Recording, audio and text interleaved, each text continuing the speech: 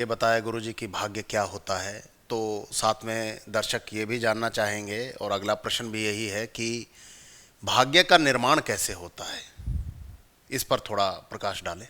मैंने आपको अभी अभी बताया कि मनुष्य जब कर्म करता है तो उस कर्म के करने के दौरान जो उसकी चेष्टा होती है, जो उस कर्म के प्रति उसका समर्पण होता है, उसमें व्यक्ति जो रसास्वादन करता है, उस रसास्वादन का संग्रह ही भविष्य का भाग्य है।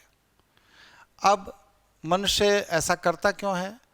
मनुष्य इसलिए ऐसा करता है क्योंकि वह 5 कर्मेंद्री और 5 ज्ञानेंद्री से संचालित होता है।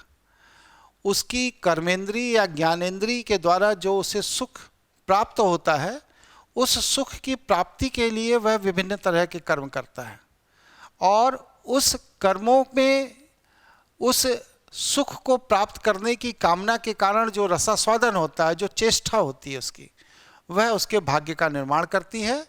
इसमें 2 चीज़ें एकदम स्पष्ट समझ लेनी चाहिए।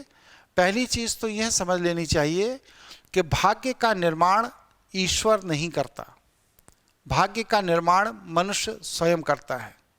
दूसरी चीज़ यह भी स्पष्ट समझ लेना चाहिए कि भाग्य में जो भी सुख या दुख हमने अपने रसास्वादन के सकारात्मक या नकारात्मक संस्कारों के कारण संग्रहित कर लिए हैं, उन्हें ईश्वर भी काटकर समाप्त नहीं कर सकता। वह आपको भोगना ही पड़ेगा।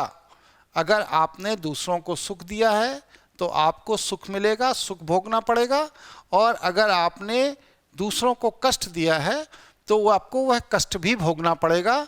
कोई भी पूजा, तंत्र, आराधना, प्रार्थना या ईश्वर की कृपा से भाग्य का जो नकारात्मक पहलू है वह कभी भी नष्ट नहीं होता।